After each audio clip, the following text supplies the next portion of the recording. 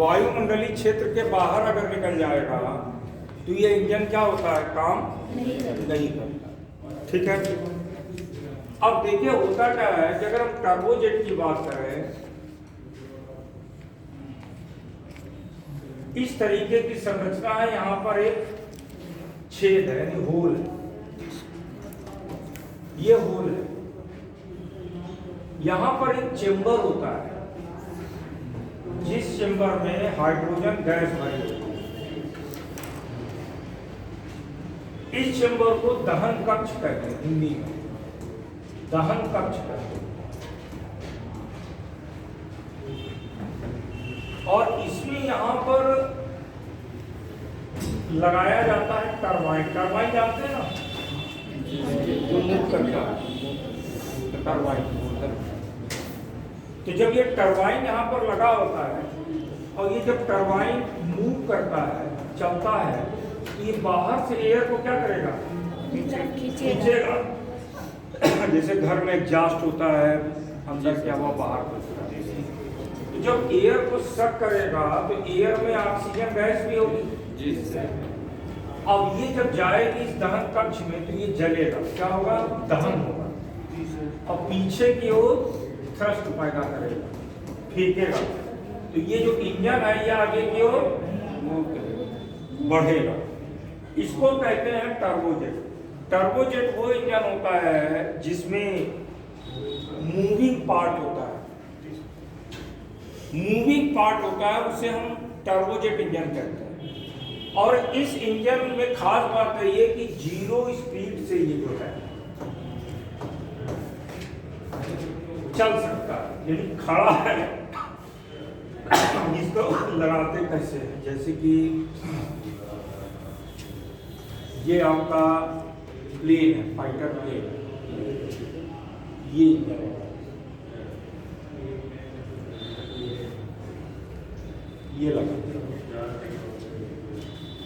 एक यहां लगा दिया टर्बोजेट, एक टर्बोजेट यहां, 2 टर्बोजेट लगा दिए। तो देखा नहीं होगा पीछे से आग निकलती है? तो इसका उपयोग पैसेंजर प्लेन में, कार्गो प्लेन में, यानी यात्री विमान में इसका उपयोग किया जाता है। इस प्लेन में, इसमें इंजन में जो है खास बात ये होती है, अगर ये इंजन आप लगा देंगे तो आपका जो विमान है वो सब सोनिक स्पीड से उड़ता है। ये सब सोनिक क्या है,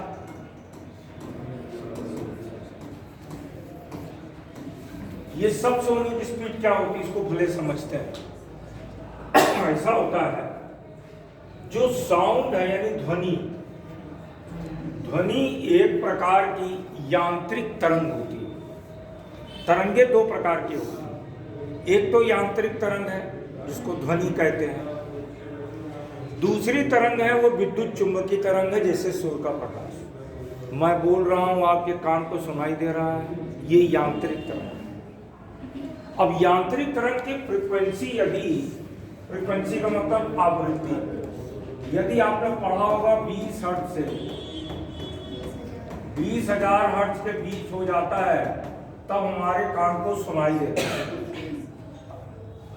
अगर 20 हर्ट्ज से कम हो जाए तो इसे इंफ्रासोनिक वेव कहते हैं, अपश्रव्य तरंग, इसको हम नहीं सुन सकते। और 20,000 हर्ट्ज से अधिक हो जाए तो भी हमारा कान नहीं सुन सकता, इसे अल्ट्रासोनिक वेव कहते हैं या पराश्रव्य तरंग कहते हैं। ठीक।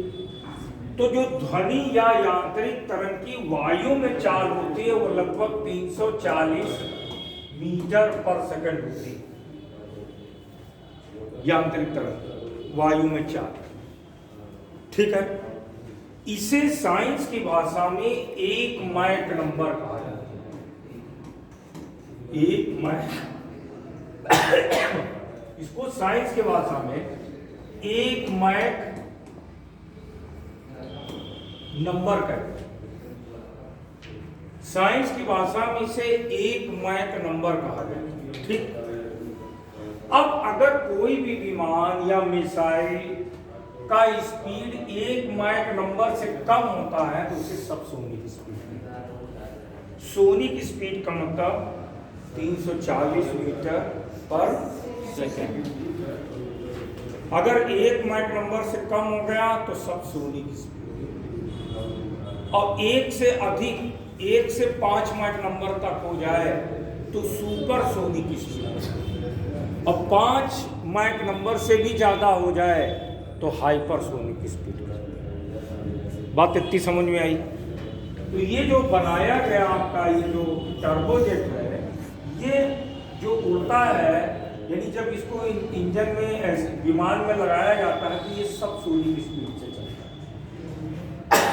है ना। यानी ये 1 मैक नंबर से कम स्पीड होती है, ध्वनि की चाल से कम चाल पे चलता है। तो इसका उपयोग बहुत पहले से ही कार्गो विमान में किया जाता था, पैसेंजर यानी यात्री विमानों में इसका उपयोग किया जाता था। ठीक है, आप देखेंगे जब पहली बार परमाणु बम गिराया गया था हिरोशिमा और नागासाकी पे, तो एनोला के विमान था, उसमें भी यही टर्बोजेट इंजन का उपयोग किया जाता था। वैज्ञानिकों ने इसी इंजन में टर्बोजेट को मॉडिफाई करके रैमजेट और स्क्रैमजेट इंजन बनाया, जिसकी आज बहुत बड़ी उपयोगिता आरएलवी में भी है और आगे जो पढ़ेंगे मिसाइल में भी। तो आइए समझते हैं कि रैमजेट इंजन क्या, ये समझ गए?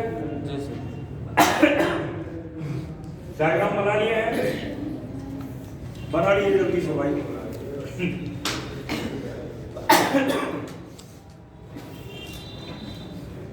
डायग्राम बना लिया करिए।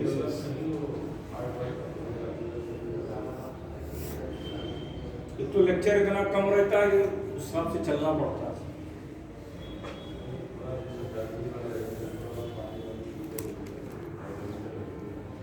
सब उधर वाला भी बनाना है ना, बनाइए, उसी को बना लीजिए तो समझ गए।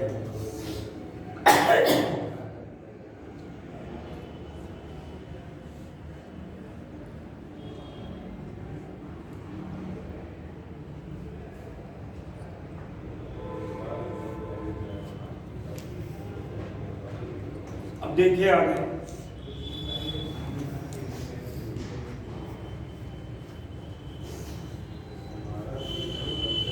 कि गेज बदल देते हैं तो आपको अब देखिए दूसरा है आपका रैमजेट इंजन। रैमजेट वर्तमान में इस इंजन का जो उपयोग है वो मिसाइल में भी किया जाता है, और आपके कई जो अभी आने वाले समय में कई नए किस्म के लॉन्च व्हीकल बनाएंगे तो उसमें भी उपयोग करते हैं। इसमें देखिए करते क्या, इसमें मूविंग पार्ट नहीं है, समझिए बात को। ये है, ये बना दिया इसमें चेंबर। ये जो चेंबर है इसमें आपने हाइड्रोजन गैस भर दी, बिल्कुल उसी तरीके से, सॉरी H2O नहीं, हाइड्रोजन, यह हाइड्रोजन गैस भर दी। ठीक है, हाइड्रोजन गैस भरने के बाद इसमें कोई मूविंग पार्ट यानी टरबाइन वगैरह यूज नहीं करते। जब इसमें बाहर से एयर इंटर करेगी, बाहर से इंटर एयर कैसे करेगी? जाहिर सी बात है कि ये वाला अगर इंजन आप किसी भी मिसाइल में या फाइटर प्लेन में लगा देंगे तो इसके सहारे वो स्टार्ट नहीं हो सकता। स्टार्ट होने के लिए दूसरा इंजन चाहिए। जैसे कि ये आपका एक विमान है, आपने ये लगा दिया रैमजेट इंजन, यहाँ पे ये होल है, यहाँ पे ये होल है, ये है, ये होल है, ठीक।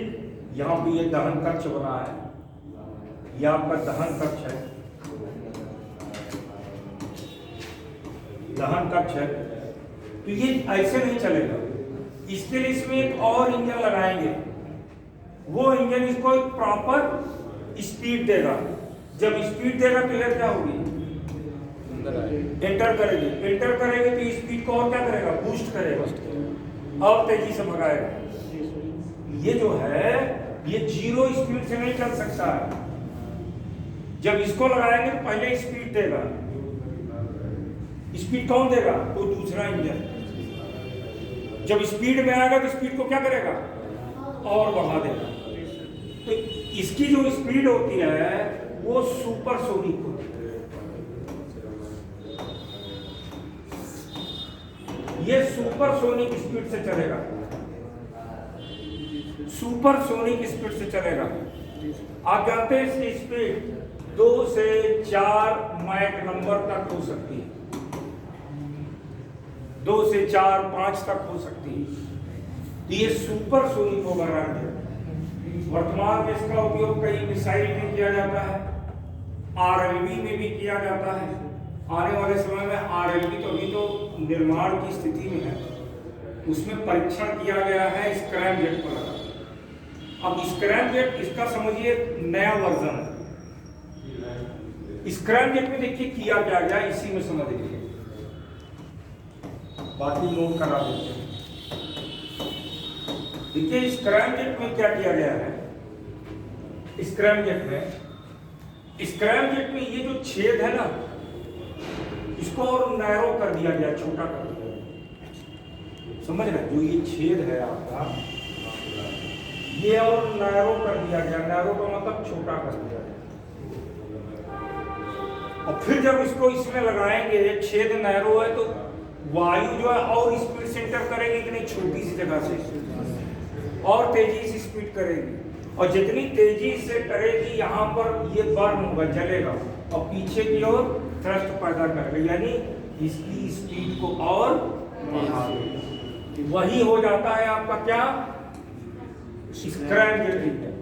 और स्क्रैमजेट इंजन भी जानते हैं, ये हाइपरसोनिक।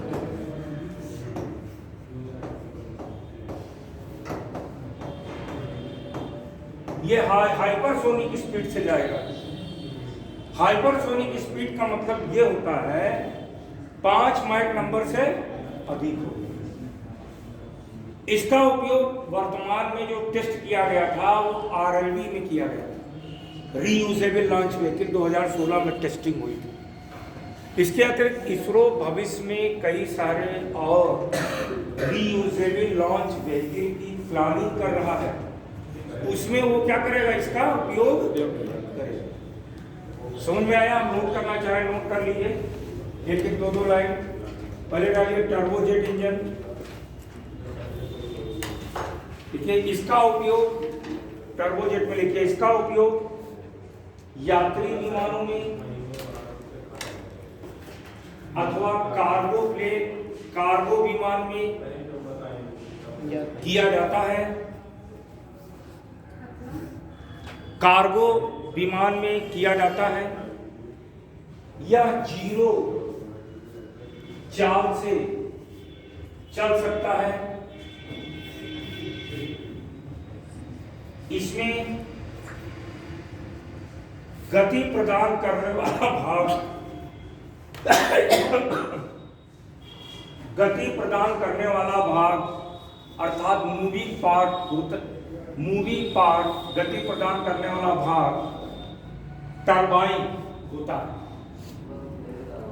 टरबाइन होता है। यह सबसोनिक वेग से गति करता है। सबसोनिक वेग से गति करता है। Next, ramjet.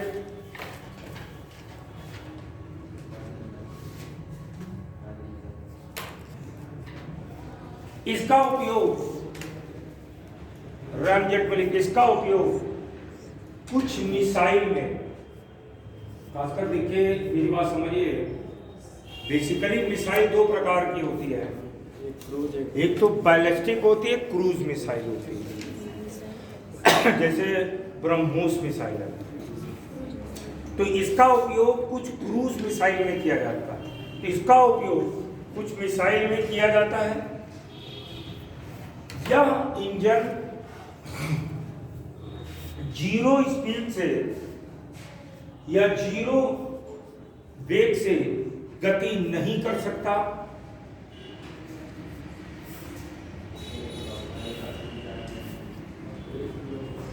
या सुपरसोनिक वेग से गति करता है। लगभग 2 से 4 मैक नंबर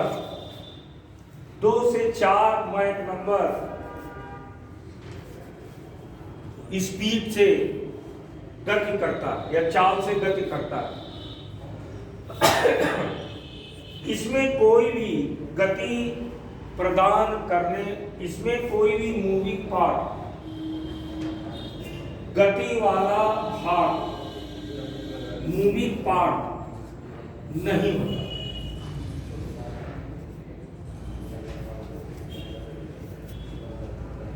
नेक्स्ट, स्क्रैमजेट।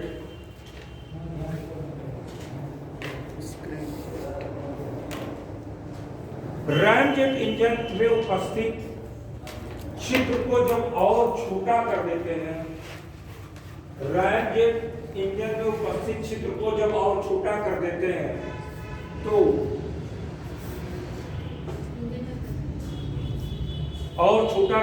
हैं तो स्क्रैमजेट बन जाता है।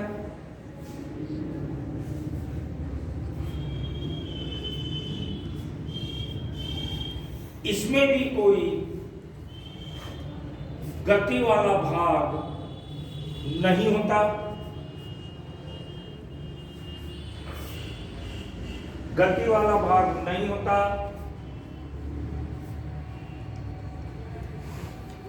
गति वाला भाग नहीं होता या हाइपरसोनिक स्पीड लगभग 7-8 मैक नंबर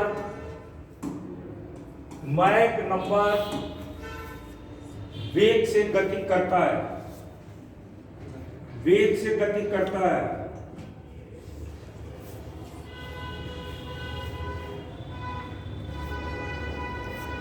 अब आइए बात करते हैं आरएचडी की।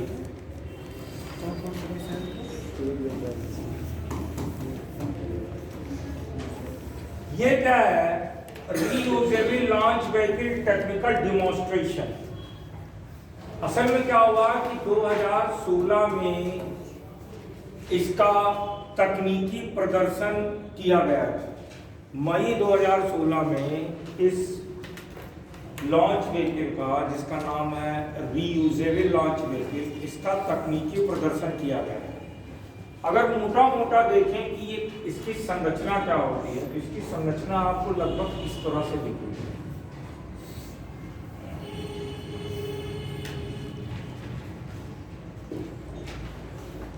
ये वाला भाग इसका रॉकेट की तरह है, जैसे रॉकेट होता है। ये वाला भाग इसका जो है स्पेस क्राफ्ट है, जिसको कह सकते हैं वायु यान की तरह। ये रॉकेट की तरह। इसमें रखा गया सॉलिड फ्यूल, जैसा कि एचटीपीवी मैंने आपको बताया। यहां पर जो इन्होंने उपयोग किया, यहां पर इन्होंने इसमें जो उपयोग किया था वो स्क्रैमजेट इंजन का उपयोग किया।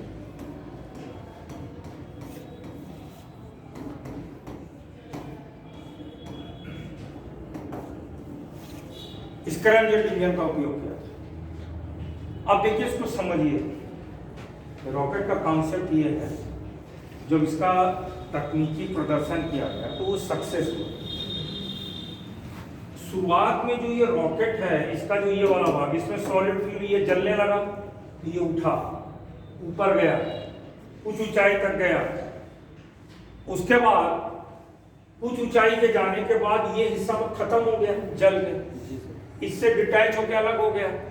कुछ ऊंचाई के बाद फिर ये वाला हिस्सा है, जिसको वायुयान वाला हिस्सा कहते हैं, ठीक है। ये वायुयान वाला जो हिस्सा है, ये धीरे धीरे पृथ्वी की सतह की ओर बढ़ने लगा। जैसे ही एयर में प्रवेश करेगा, वैसे ही इसका जेट इंजन ऑन हो जाएगा, स्क्रैमजेट इंजन ऑन, क्योंकि एयर इंटर करेगी, और एयर में इंटर किया तो ऑन हो गया। फिर इसको अपने हिसाब से जहाँ इसको उतारना है वहाँ उतारा जा सकता है, लेकिन उन्होंने पहली बार ट्रायल किया तो इसको उन्होंने समुद्र में उतारा था। यानी एक प्रकार का आने वाले समय में हम ऐसे रॉकेट का निर्माण करना चाह रहे हैं जिसको हम एक बार नहीं कई बार यूज करें। देखिए होता क्या है कि ज़्यादातर इंस्ट्रूमेंट यहाँ पर उपयोग होते हैं, जैसे VTM मैंने बताया, वेलोसिटी ट्रिमिंग मॉड्यूल है, कई सारी चीज़ें इसमें होती है। ये तो आपका खत्म हो गया आधा हिस्सा, लेकिन ये हिस्सा जब लौट के आएगा तो इसमें फिर एक रॉकेट बना के जोड़ के आप फिर क्या कर सकते हैं, इसको लॉन्च कर सकते हैं। लेकिन यहाँ पर टेक्निकल प्रॉब्लम ये है कि जब ये वायु में इंटर करता है तो वायु में इसका तापमान 5000 डिग्री सेल्सियस हो जाता है। इस हाई टेम्परेचर को मेंटेन करने के लिए इसमें जो उपयोग किए जाते हैं विशिष्ट प्रकार के मटेरियल का, पदार्थ का यूज किया जाता है, जैसे कि टाइटेनियम का उपयोग करते हैं। इसके अलावा कार्बन कंपोजिटेड मटेरियल होता है जो हीट रेजिस्टेंस होता है, उसका उपयोग किया जाता है। तो थोड़ा सा इसको लिख लीजिए, फिर आगे बढ़े। देखिए मई 2016 को इसरो के द्वारा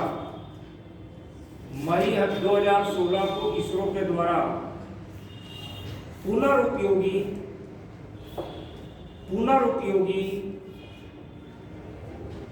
प्रमोचन यान के प्रथम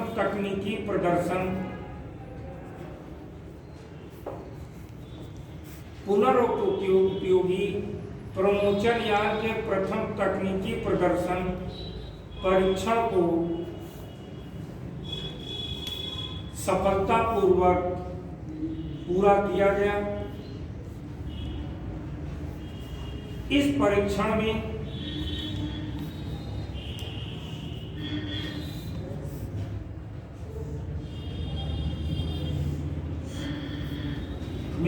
वास्तविक पुनर्प्रमोचन का मतलब रीयूजेबल होता है। में वास्तविक पुनर्प्रमोचन के छोटे मॉडल का प्रयोग किया गया।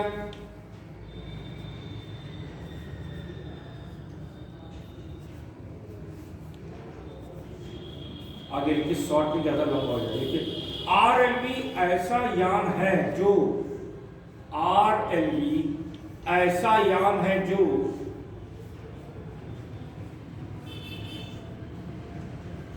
किसी उपग्रह को एक से अधिक बार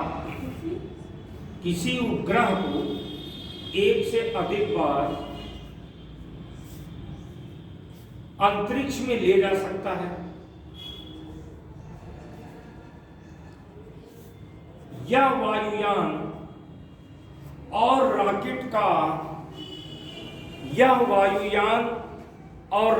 का मिला जुला रूप है।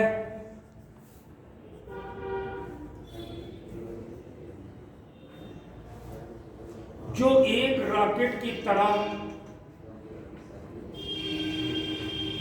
पृथ्वी के वायुमंडल में ऊपर उठता है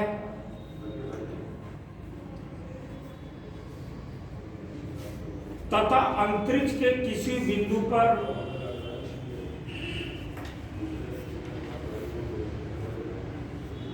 उपग्रह को प्रमोचित कर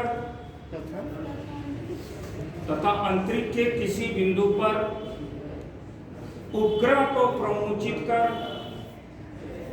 पृथ्वी के वायुमंडल में वायुयान की तरह प्रवेश करता है। अंतरिक्ष के किसी बिंदु पर उपग्रह को प्रमोचित कर लॉन्च कर पृथ्वी के वायुमंडल में वायुयान की तरह प्रवेश करता है।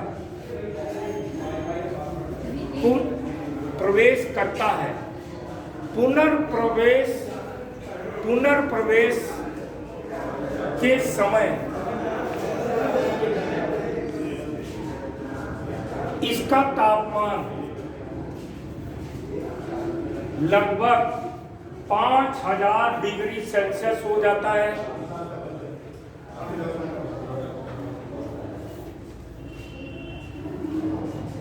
जिसका नियंत्रण उच्चतम तकनीक और विशिष्ट ऊष्मा प्रतिरोध, उच्चतम तकनीक और विशिष्ट ऊष्मा प्रतिरोध पदार्थों के द्वारा किया जाता है, पदार्थों के द्वारा किया जाता है। पुनर्प्राप्ति के बाद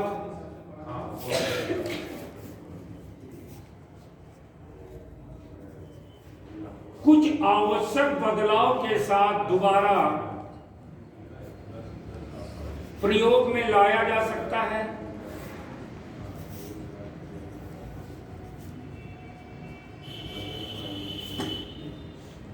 इसके प्रमोशन की लागत,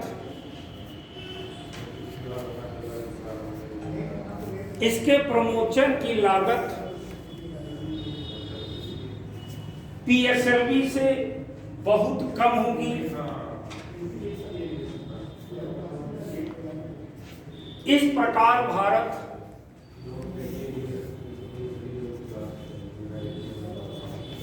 पीएसएलवी जीएसएलवी, इस प्रकार Bharat PSLV GSLV cryogenic engine के बाद आरएलवी जैसे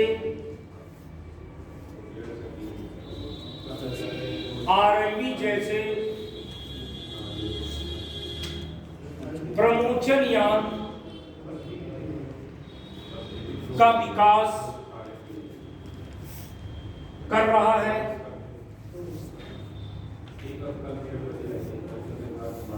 अगर इसके खर्च की बात करें तो आप ये समझिए कि जितना खर्च पीएसएलवी वगैरह में आता है उसका 1/10 खर्च आएगा, 10वां हिस्सा खर्च होगा इसमें। तो आपका पैसा बचेगा कि नहीं बचेगा? अब आगे देखते हैं। अब क्या था कि देखिए समझिए, भारत के पास जो जिसको वर्क हॉर्स कहा जाता है, पीएसएलवी का विकास हो गया, जीएसएलवी का विकास हो गया, क्रायोजेनिक इंजन का विकास हो गया, आरएलवी का टेक्निकल डिमॉन्स्ट्रेशन किया।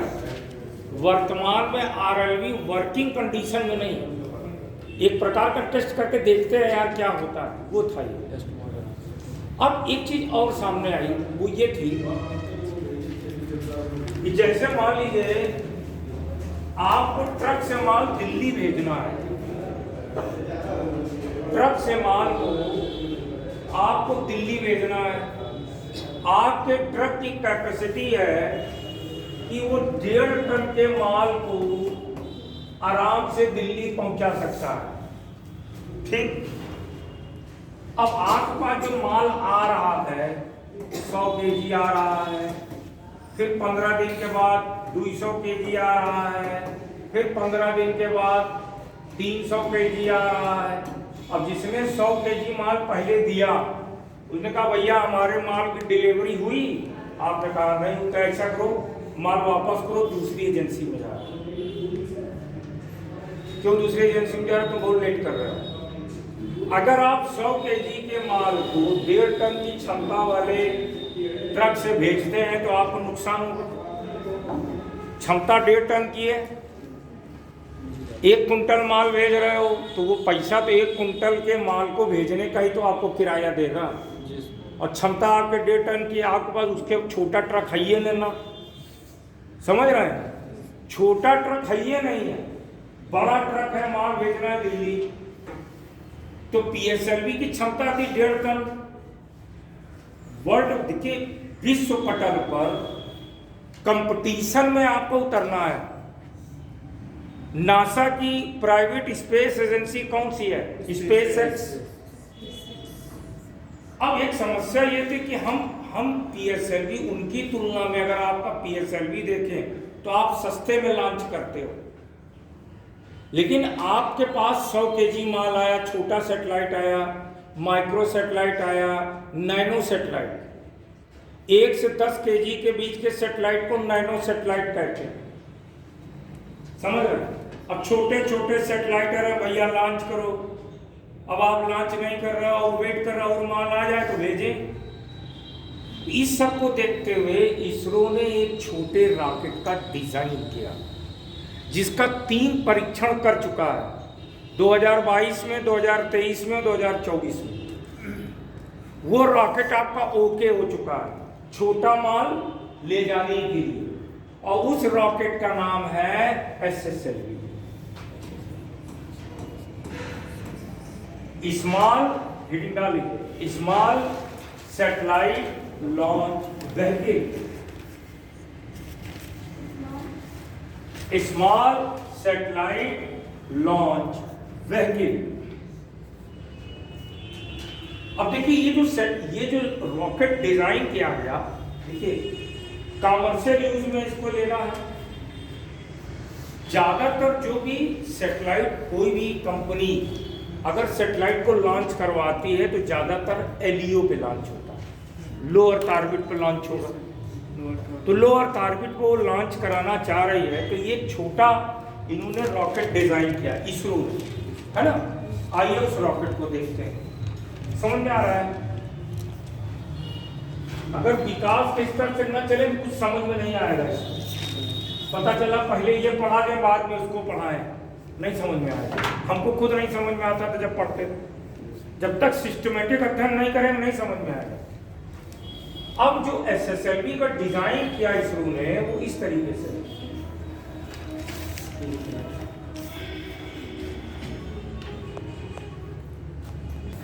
1 2 3, ठीक है।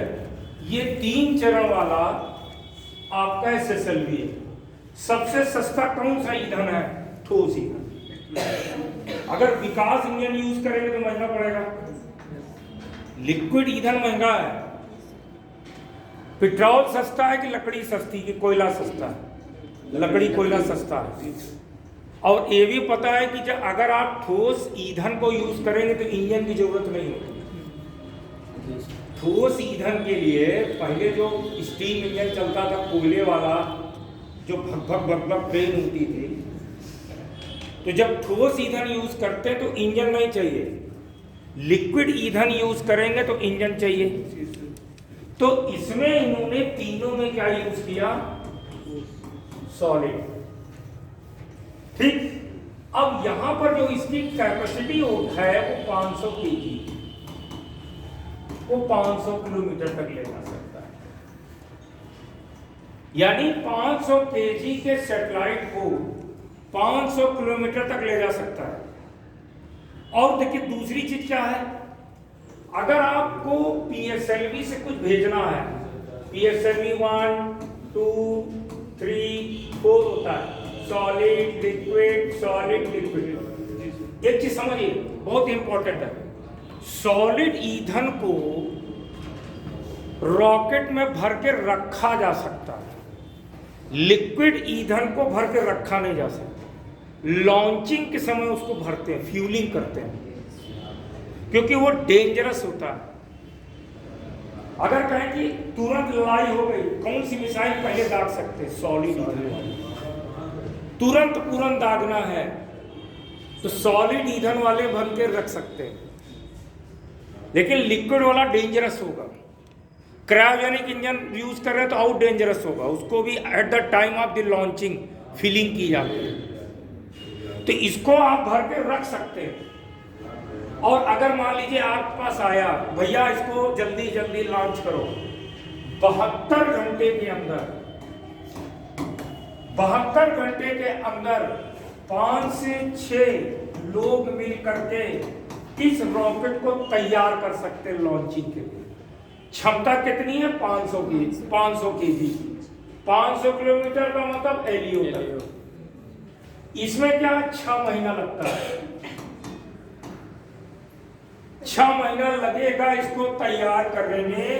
और लोग इसमें चाहिए 600 आदमी, 600 लोग इसमें लगेंगे तो तैयार होगा। क्यों? क्योंकि लिक्विड फ्यूल को आपको बाद में डिजाइन करके भरना पड़ेगा।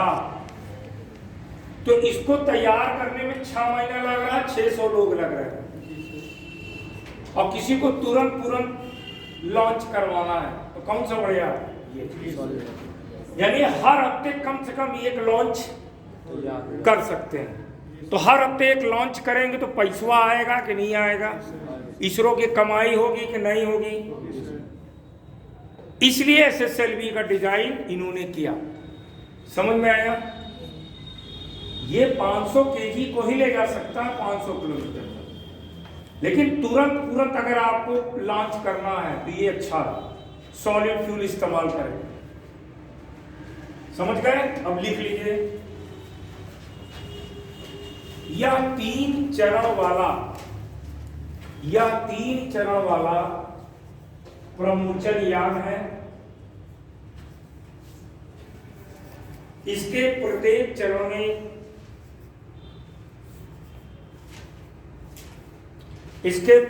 चरण में ठोस ईंधन का या ठोस प्रणोदक लिख लीजिए, ठोस प्रणोदक का उपयोग किया गया है। या 500 kg के नीतिभार का मतलब पेलोड, या 500 kg के नीतिभार को 500 किलोमीटर ऊपर LEO में स्थापित कर सकता है।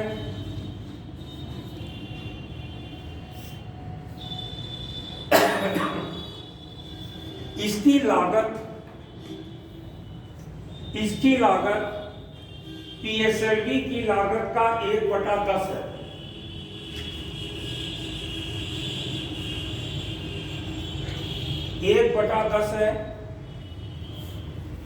इसे 72 घंटे में असेंबल्ड किया जा सकता है। असेंबल्ड का मतलब समझ रहे हैं? अलग सारे पार्ट अलग अलग लिख सकते हो। इसे 72 घंटे में तैयार किया जा सकता है और लगभग 5 से 6 लोगों की आवश्यकता होती है।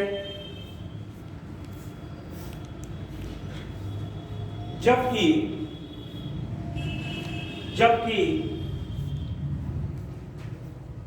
PSLV को तैयार करने में 6 महीने लगते हैं और लगभग 500 से 600 व्यक्तियों की आवश्यकता होती है।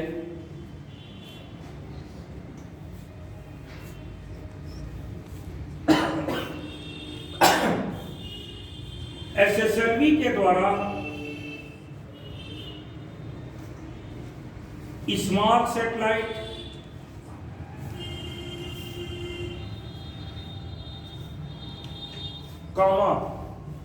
माइक्रो सैटेलाइट या नैनो सैटेलाइट को प्रमोचित किया जा सकता है। अब स्मॉल सैटेलाइट का मतलब चाहो तो नोट डाल के कहीं लिख लो।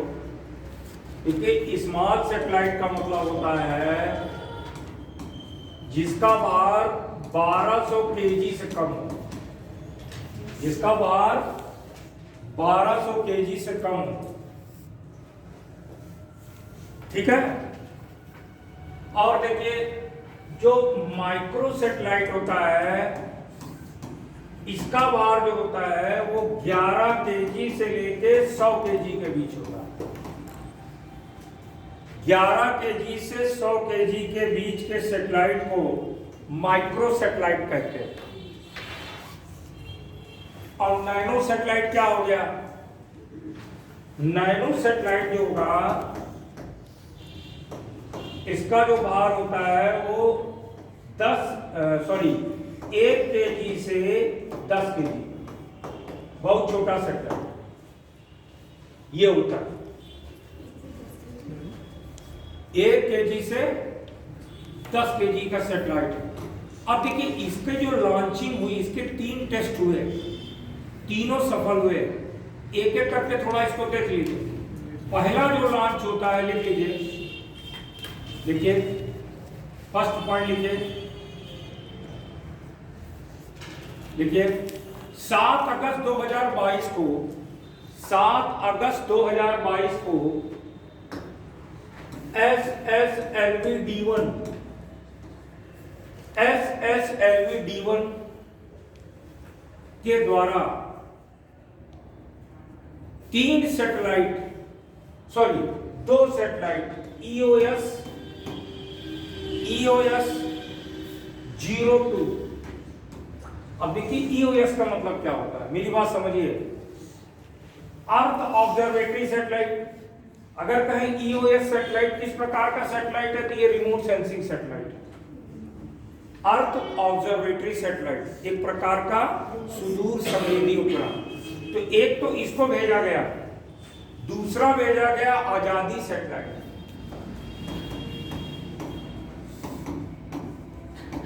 आजादी सैटेलाइट, अब ये जो आजादी सैटेलाइट भेजा गया था, जो इंजीनियर छात्राएं थी, जो गर्ल्स इंजीनियर थी, उनके द्वारा डेवलप किया गया।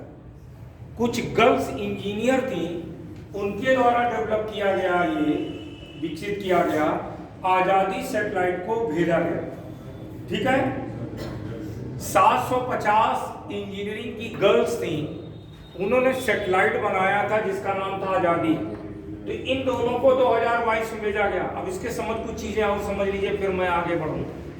चक्कर ये था कि इसको जो लॉन्च किया गया था, प्लानिंग थी लॉन्च करने की, इसको 356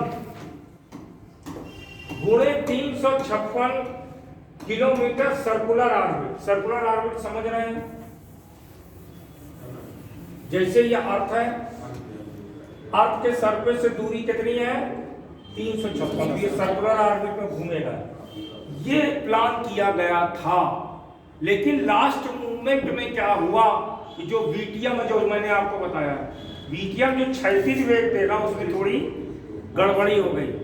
तो ये जो लॉन्च हुआ, ये 356 गुणे 76 किलोमीटर, मतलब समझ रहे हैं, इलेप्टिकल ऑर्बिट हो गई कि नहीं? एक तरफ 356 और एक तरफ कितना हुआ? 76। हाँ, ये लॉन्च हुआ पहला, ये किया गया। अब आइए दूसरा पॉइंट,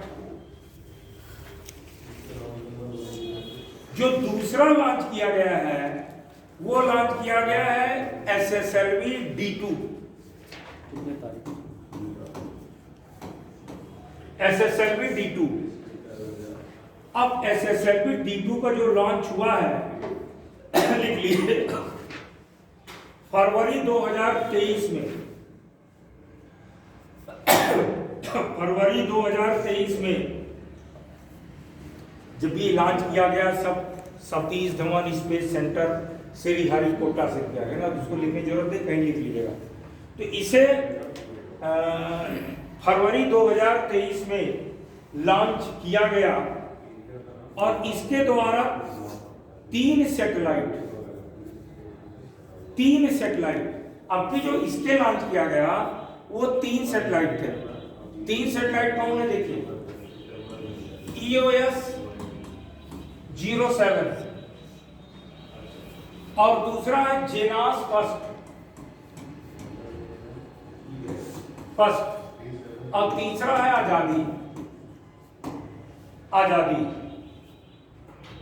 आजादी सैटेलाइट 2 कहेंगे। 2 इसलिए कहेंगे कि आजादी सैटेलाइट 1 भेजा जा चुका था, ये 3 भेजे गए।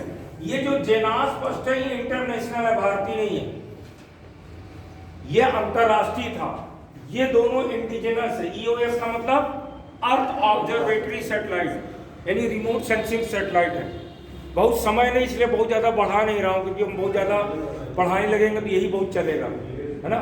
तो काम भर का बता रहा हूँ। तो ये भेजा गया, ये सफल रहा भाई। ये जो है 100% सफलता, जो डिजायर थी उस अर्थ की कक्षा में इसको स्थापित किया गया। अब तीसरा टेस्ट तो अभी पिछले साल हुआ। आगे देखिए, SSLV D3।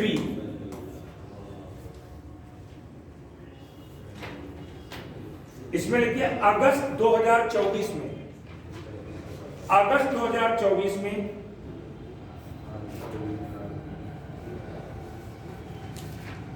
इसके द्वारा EOS 08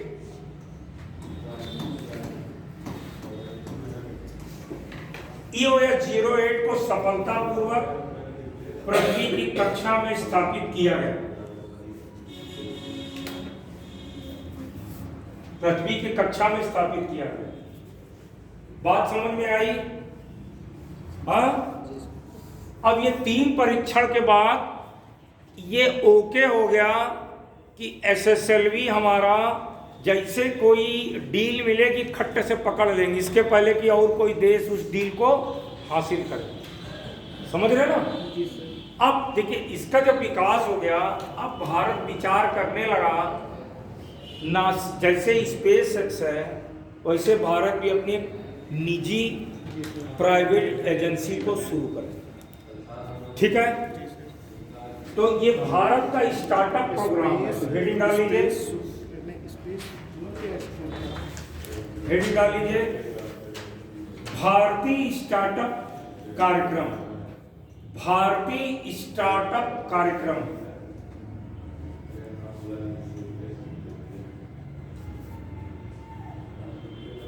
इस कार्यक्रम के तहत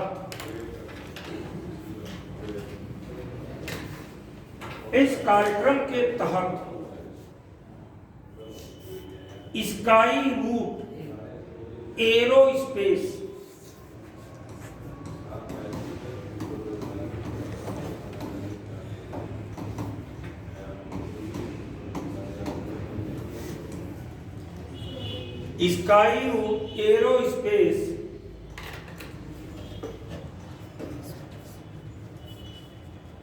की स्थापना की गई। यह भारत की प्रथम निजी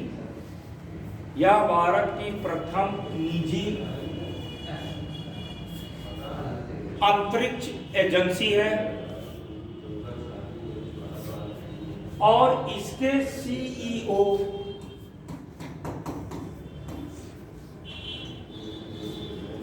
पवन कुमार चंदाना को बनाया गया।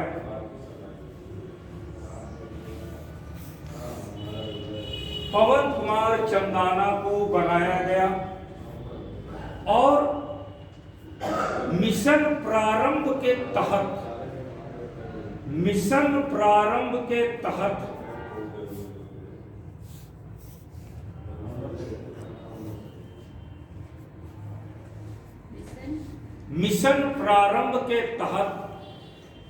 स्काई रूट से प्रथम रॉकेट या प्रथम लॉन्च व्हीकल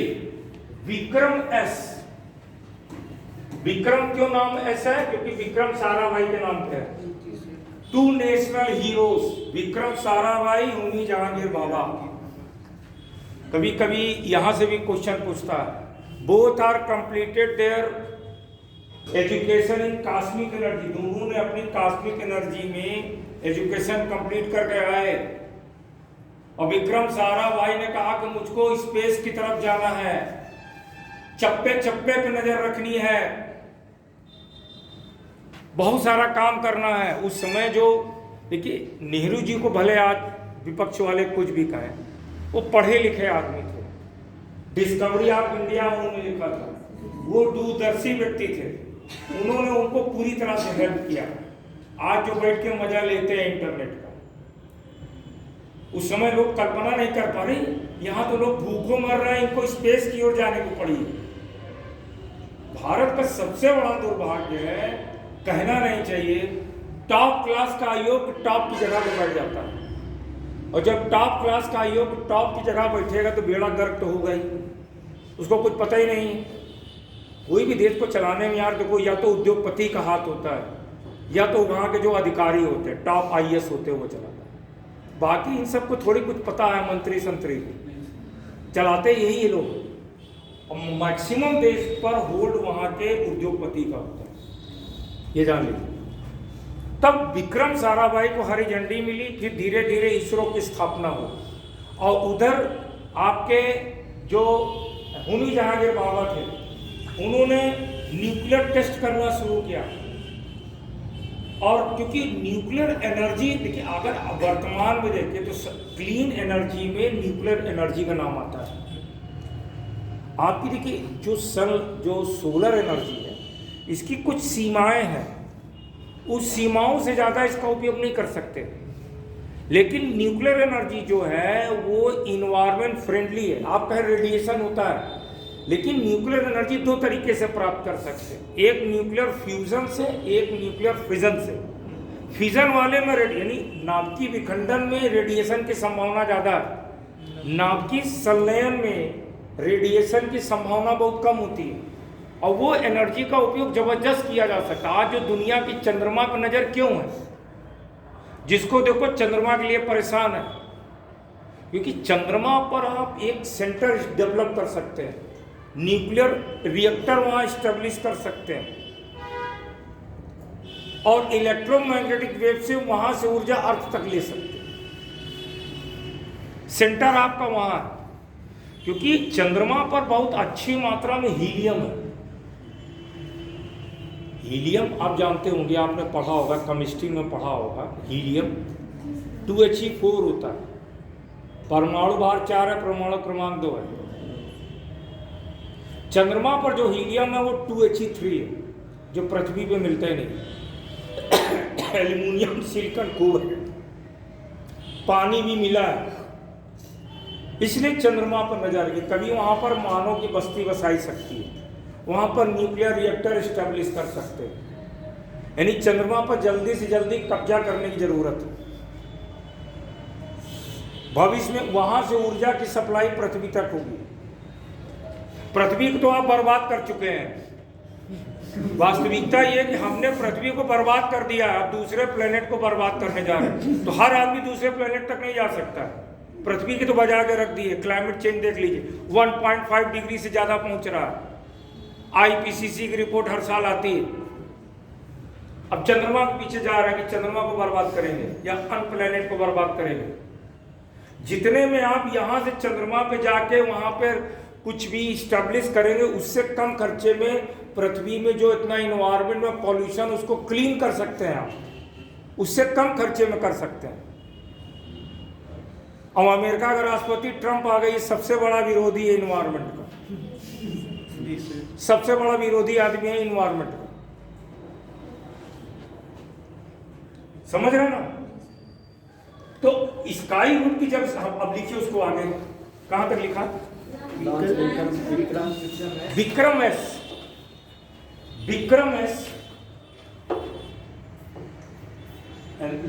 पूरा सेंटेंस पढ़ो क्या है? मिशन प्रारंभ के तहत प्रथम लॉन्च व्हीकल विक्रम एस को प्रमोचित किया गया। या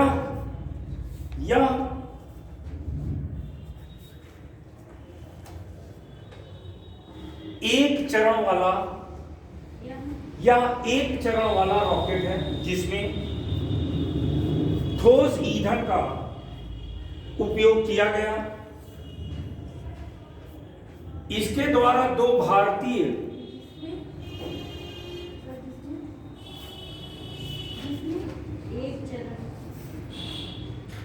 एक चरण वाला प्रमोचक यान है, इसमें ठोस ईंधन का उपयोग किया गया। इसके द्वारा 2 भारतीय और एक विदेशी, 2 भारतीय एक विदेशी उपग्रह को प्रमोचित किया गया। इसका प्रमोचन कब हुआ? इसका प्रमोचन नवंबर 2022 में किया गया। नहीं लिखा हो तो लिख लीजिए, इसका प्रमोचन नवंबर 2022 में किया गया। अब देखिए,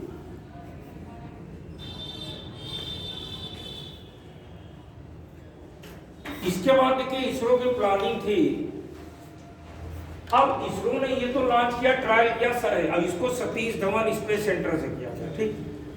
अब इसरो की देखिए, इसरो के जो रिटायर्ड साइंटिस्ट हैं जो वहां पे काम कर चुके हैं, वो सब काम करेंगे स्काई रूट में।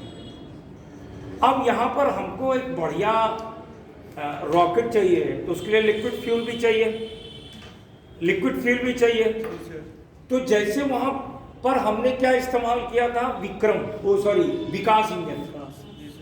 तो उसी विकास इंजन की ही तरह यहां पर भी एक इंजन बनाया गया। कहां पर? स्काई रूट में। और उस इंजन का नाम है रमन इंजन।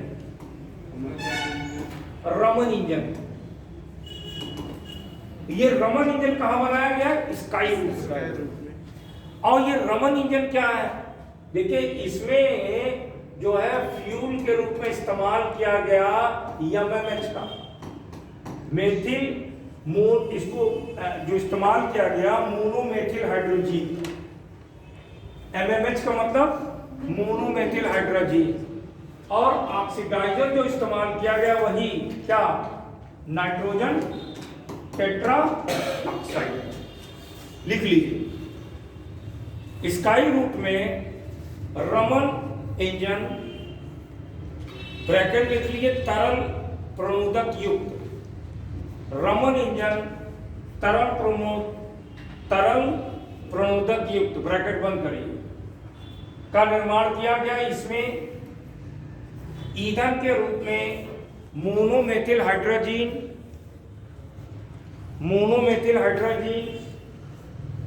और ऑक्सीकारक के रूप में नाइट्रोजन टेट्राऑक्साइड का उपयोग किया गया। अब देखिए, फ्यूल के रूप में क्या था? इतना समझे? जब ये बन गया, अब एकदम करंट में आ गया हूं, जब ये बन गया तब स्काई रूट ने बनाया Vikram first.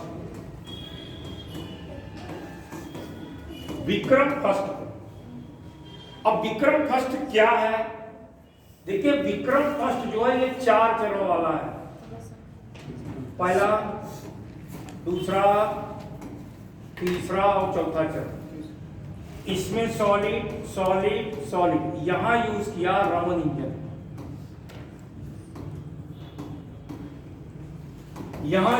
Raman engine, Vikram first में। अब देखिए, जो रमन इंजन है इसकी जो क्षमता है ये 480 केजी के पेलोड को ये एलियो तक पहुंचा सकता है। अब एक्सपेक्टेड ये लॉन्च था 2024 में। 2024 में एक्सपेक्टेड था, लॉन्च नहीं हुआ। अब हो सकता है ये इस साल 2025 के एंड में या मिडिल में ये लॉन्च किया गया। तो लिख लीजिए, संभवतः इसे 2025 में प्रमोचित किया गया।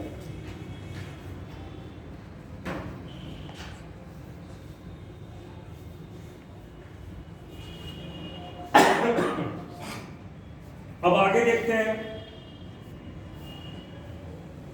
इसके साथ ही एक और इंजन इसमें बनाया गया, एक और रॉकेट बनाया गया, विक्रम 2। विक्रम 1 के बाद विक्रम 2 है। विक्रम 2 में अंतर विक्रम 1 और विक्रम 2 में यह है, फ्यूल की क्वांटिटी बदल दी गई। अब कितनी बदली गई ये हमको भी नहीं पता, ये नेट पे भी नहीं मिलेगा। विक्रम 2 बनाया गया, सब कुछ यही है, डिजाइन यही है। इसका एक्सपेक्टेशन था 2025 विक्रम 2 का।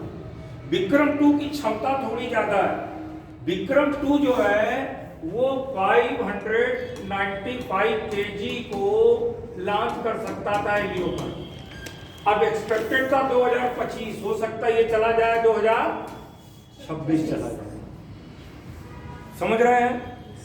यानी विक्रम का निर्माण, विक्रम नामक रॉकेट का निर्माण भारत की निजी स्पेस कंपनी स्काई रूट ने किया। इसी क्रम में देखेंगे तो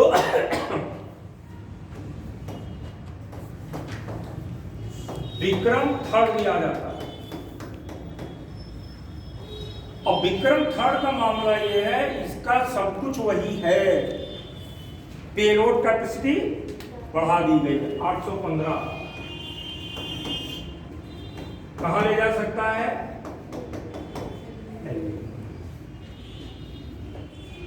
समझ गए? अब आगे बढ़ते हैं।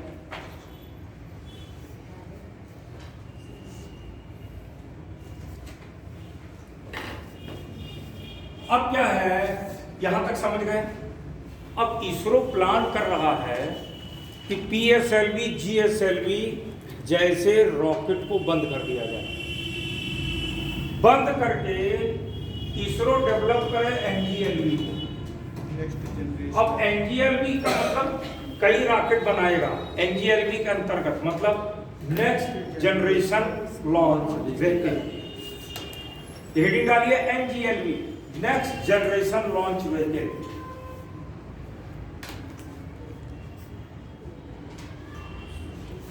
इसरो PSLV GSLV आदि रॉकेट या आदि प्रमोचन यान के निर्माण को बंद करके भविष्य में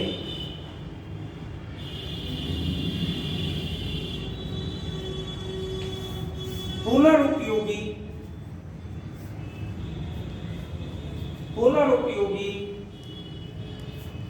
भविष्य में पुनरुपयोगी या रीयूजेबल LV का मतलब लॉन्च व्हीकल के निर्माण की योजना बना रहा है।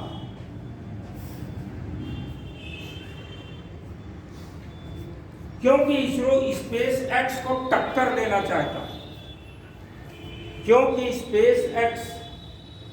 क्योंकि इसरो स्पेस एक्स को टक्कर देना चाहता है।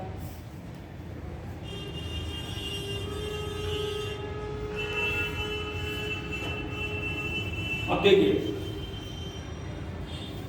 जो स्पेस एक्स है वहां पर जो कास्ट आती है, अभी जो पढ़ा रहा हूं ये UPSC मांगता है। स्पेस एक्स में जो कास्ट आती है लगभग $2700 पर kg से लेकर $3000 पर kg कास्ट है वहां पर लॉन्चिंग की। इसरो जो NGLV डिजाइन कर रहे हैं, कई सारे NGLV इसरो डिजाइन कर रहा है, उसकी कास्ट आ रही है $1900 पर kg। जब आपकी कास्ट कम आएगी तो आप सस्ते में लॉन्च करोगे। बाप बड़ा ना भैया, सबसे बड़ा रुपया। आपके रिश्तेदार के दुकान में चीज महंगी मिलेगी, किसी अन्य दुकान में सस्ती मिलेगी तो आप वहीं जाओगे, रिश्तेदार की दुकान में नहीं जाओगे। तो यहाँ पर एक इसरो चाह रहा है कोई तरीके से कास्ट कम आ जाए। कास्ट कम आ जाएगी तो उसको डील सस्ते में लॉन्च करेगा, सस्ते में लॉन्च करेगा तो इजीली डील वो हासिल कर लेगा। लिख लीजिए, स्पेस एक्स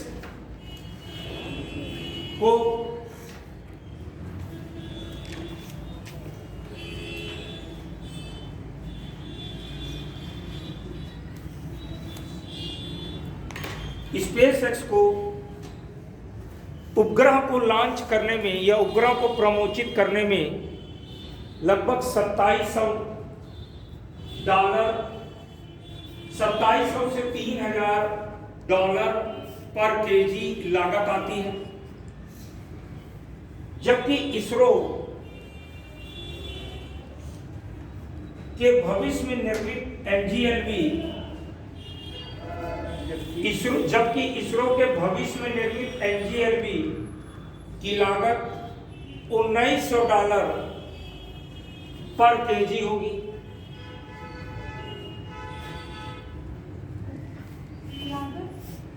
$1900 पर kg होगी। इस संदर्भ में इसरो कुछ प्रमुख NGLV का निर्माण कर रहा है जो कि निम्नलिखित है।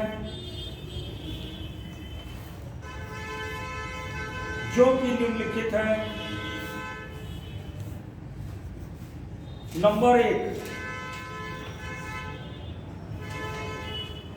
एडमायर।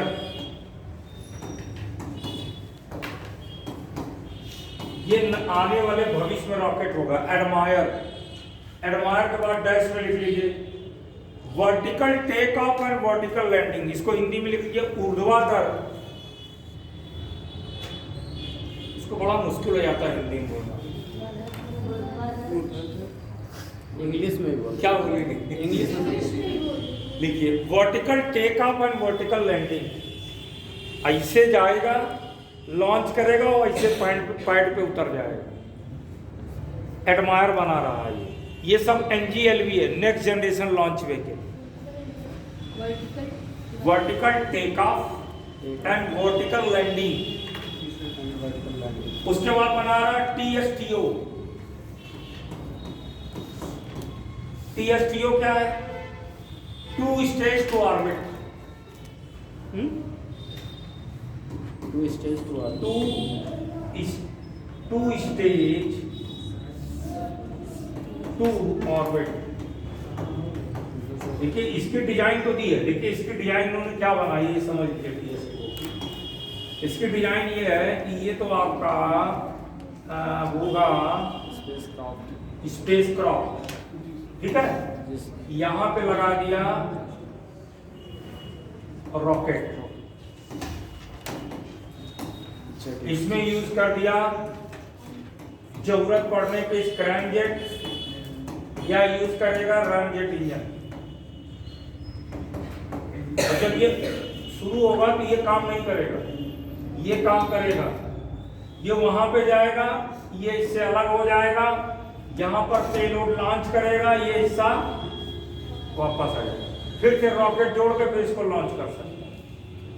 ये क्या होगा, ये ऐसे रहेगा। इसकी जो लॉन्चिंग होगी horizontal takeoff and horizontal landing, ऐसे रहेगा, ऐसे जाएगा, लॉन्च करेगा, फिर आगे उतर जाएगा। तो horizontal takeoff and horizontal landing होगी।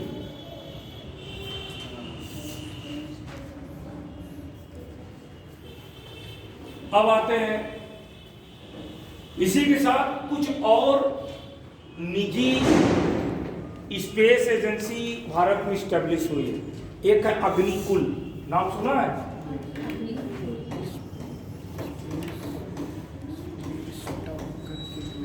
कॉस्मस,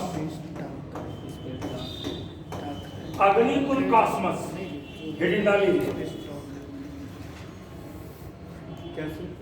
अग्नि, ये भी जो स्टार्टअप प्रोग्राम है भारत का, स्टार्टअप प्रोग्राम के अंतर्गत ये अग्निकुल की भी स्थापना की गई। कहां पर? चेन्नई में। देखिए अग्निकुल कॉस्मस को चेन्नई तमिलनाडु में स्टार्टअप प्रोग्राम के अंतर्गत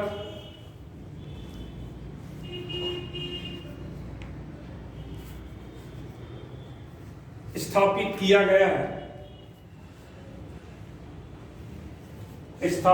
गया है और इसके CEO श्रीनाथ रविचंद्रन है।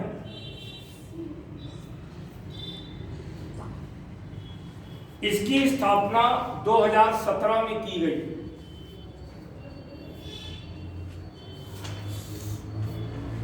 अब एक चीज और समझ लीजिए जो करंट का पूछ सकता है, 3D प्रिंटिंग, रॉकेट इंजन। इसमें कोई मतलब सर लॉन्च किए हैं कि नहीं सैटेलाइट? अभी नहीं, इसमें कार्यक्रम हो रहा है। इसमें बेसिकली जो आपका प्रणोदक प्रणाली है ना, उस पर काम हो रहा है। अब ये आपका 3D प्रिंटिंग, लिखिए 3D printing rocket engine, 3D printed लिख लीजिए, 3D प्रिंटेड रॉकेट इंजन। ये क्या है तो बहुत कुछ काम भर का समझिए। असल में ये जो 3D प्रिंटिंग है, एक लाइन लिख लीजिए पहले, देखिए इसरो ने मई 2024 में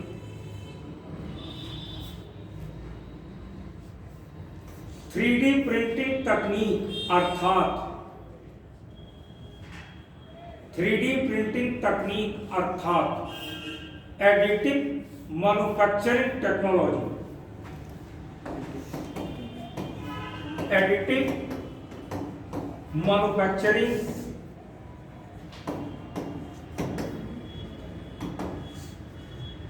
टेक्नोलॉजी, एडिटिव मैन्युफैक्चरिंग टेक्नोलॉजी की सहायता से PS4 इंजन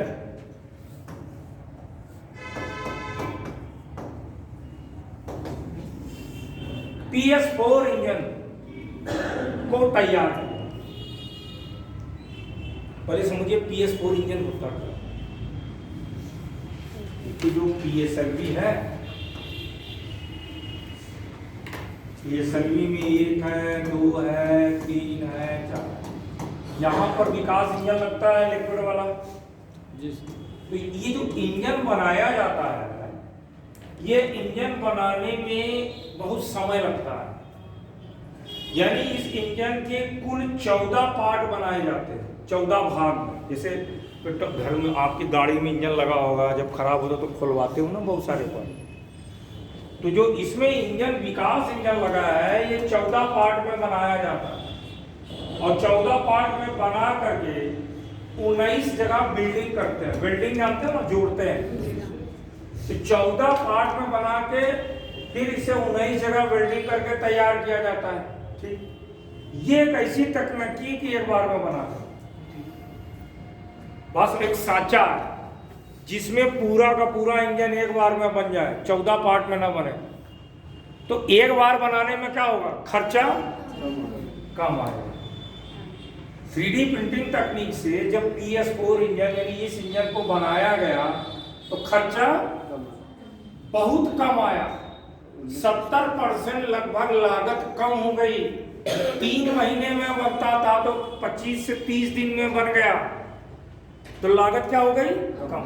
यही है 3D प्रिंटिंग, इसी को 3D प्रिंटिंग कहते हैं। यानी उस इंजन का पूरा समुच्चय एक बार बना। और दूसरी बात, जो मेटल पाउडर खर्च होता है, मेटल पाउडर के भी खर्च कम। लिख लीजिए, इस तकनीक से PS4 इंजन अर्थात PSLV के चौथे चरण में उपयोग होने वाले, PSLV के चौथे चरण में उपयोग होने वाले विकास इंजन को बनाया गया, जिसकी लागत लगभग 80% कम हो गई और लगभग 25 से 30 दिन में यह इंजन तैयार हो गया।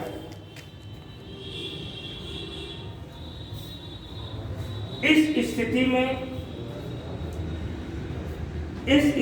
में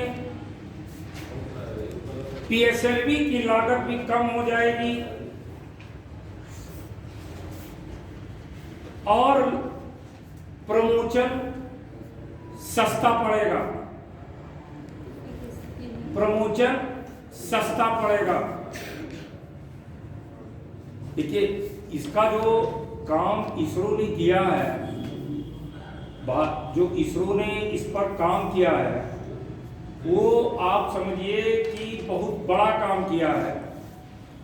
क्योंकि इसरो ने इसका जो काम किया 2024 में किया है। अगर आप अन्य देशों को देखें तो चाइना ने 3D प्रिंटेड रॉकेट को अप्रैल 2024 में तैयार किया। ज़्यादा पहले की बात नहीं है। और अगर नासा की बात करें तो नासा ने दिसंबर 2023 में इस तरह 3D प्रिंटिंग के इंजन को तैयार किया। इससे क्या होगा कि आपकी लागत कम हो गई। एक बार में उसको तैयार कर लिया, सांचा बनाया, उसमें डाला, एक बार में तैयार कर लिया। यही है 3D प्रिंटिंग टेक्नोलॉजी। इसमें क्या होगा, लागत कम आएगी। जो मेटल का उपयोग है, इसमें दे रहा है कि जो मेटल 565 kg मेटल यूज होकर के विकास इंजन बनता था, वो मात्र 13.5 kg में बन रहा है। 13.5 kg, इतनी बचत हो रही है आपकी। इससे लागत आपकी कम हो रही है। तो ये भैया आपको काफी कुछ इसके संदर्भ में बता दिया। अब मैं एंटर करता हूं IRNSS। इस समय का अभाव है, बहुत ज्यादा उस पर नहीं जा सकते। अब आते हैं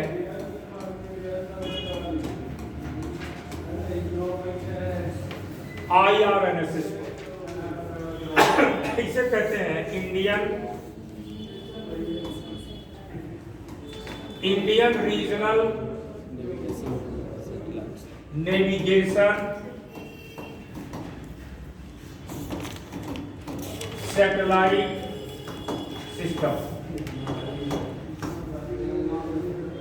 इंडियन नेविगेशन सैटेलाइट सिस्टम, इसे नाविक भी कहते हैं। प्रधानमंत्री जी ने इसे नाविक भी कहा।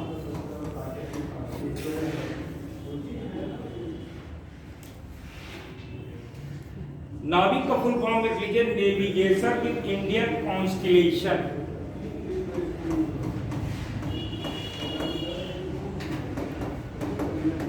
With Indian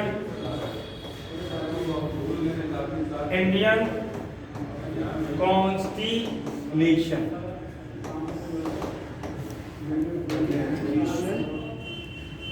Indian navigation with constellation. अब थोड़ा समझिए इसको तुलनात्मक समझिए GPS के साथ।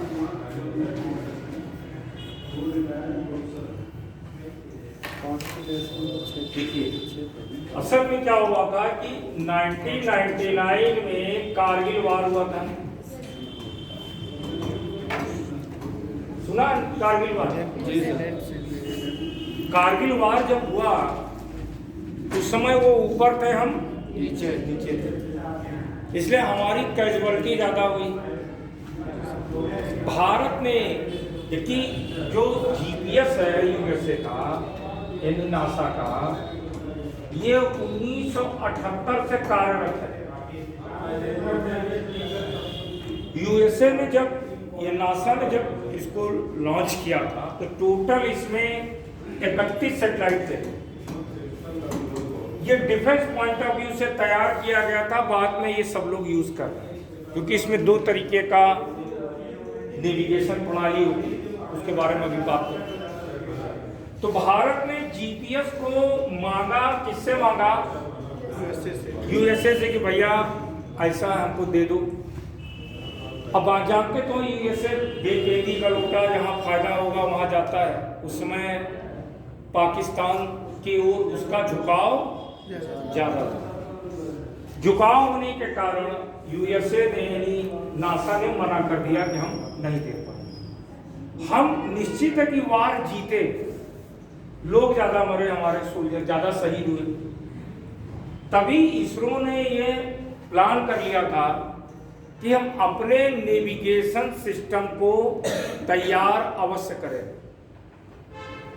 इसरो ने प्लान कर लिया हमको नेविगेशन बनाना। अब जो GPS है इसमें 23 सैटेलाइट काम कर रहे हैं, 31। ठीक, इंडिया ने जो IRNSS का प्लान किया उसमें 7 सैटेलाइट अभी डाले गए, 7 सैटेलाइट डाले गए। अब ये सैटेलाइट कहाँ डाले गए? देखिए उनके जो सैटेलाइट डाले गए हैं वो MEO पे डाले गए हैं। इसीलिए जब पढ़ाते तो वहां से शुरू करते हैं, मिडिल अर्थ ऑर्बिट।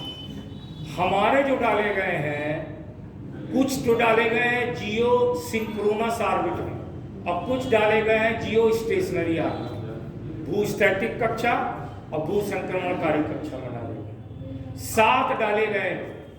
अब आइए इसको समझते हैं, जो 7 डाले गए इसका चित्र पहले बनाइए। ये आपकी अर्थ है। अब जो सैटेलाइट डाले गए हैं, 3 तो डाले गए हैं जियो स्टेशनरी ऑर्बिट में, इस तरीके से।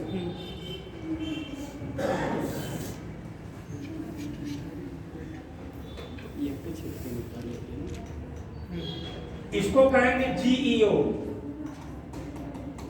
GEO का मतलब जियो स्टेशनरी अर्थ ऑर्बिट, भू स्टैटिक कक्षा। और जो 4 डाले गए हैं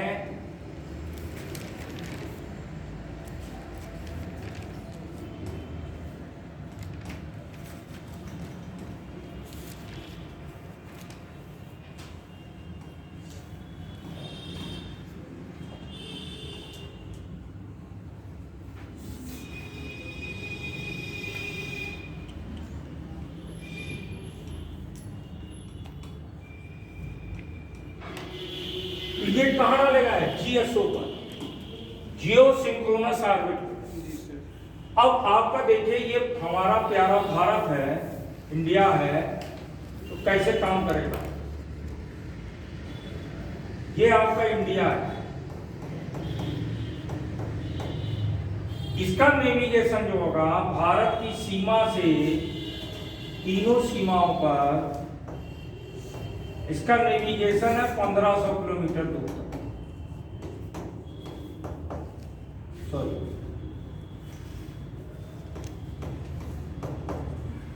1500 किलोमीटर दूर तक। अब आप कहें सर उनका 31 है, हमारा 7 है, हमारा देखिए अंतर है। उनका जो 31 सैटेलाइट है पूरे अर्थ को, पूरे ग्लोब को नेविगेशन दे रहा है। आपका जो 7 है वो आपके देश को, आपकी देश की सीमा से 1500 किलोमीटर दूर तक नेविगेशन देगा। आपके जमीन पर इसका जो एक्यूरेसी है वो 10 मीटर है, पानी में जो एक्यूरेसी है वो 20 मीटर है। अब देखिए इसरो प्लान कर रहा है भविष्य में ग्लोबल पोजिशनिंग सिस्टम, जीपीएस की तरह। जैसे जीपीएस पूरे पृथ्वी को नेविगेशन दे रहा है,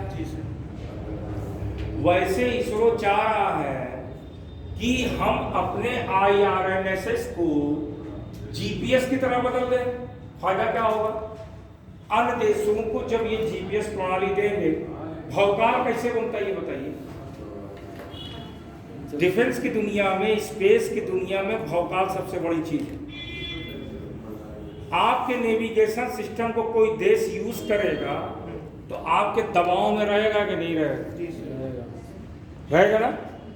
तो भारत के, और दूसरा फायदा क्या है, आपका जो डाटा है, अभी डाटा कहाँ जा रहा है, बाहर जा रहा है। जैसे अभी डीप सीक आया, आपके भारत में राष्ट्रपति ने, प्रधानमंत्री ने और सबने, फाइनेंस मिनिस्टर ने मना किया, सीतारमण ने, कि डीप सीक का इस्तेमाल भारतीय जो सरकारी आंकड़ों में ना किया जाए, क्योंकि वो कहाँ जाएगा, चाइना के पास जाएगा।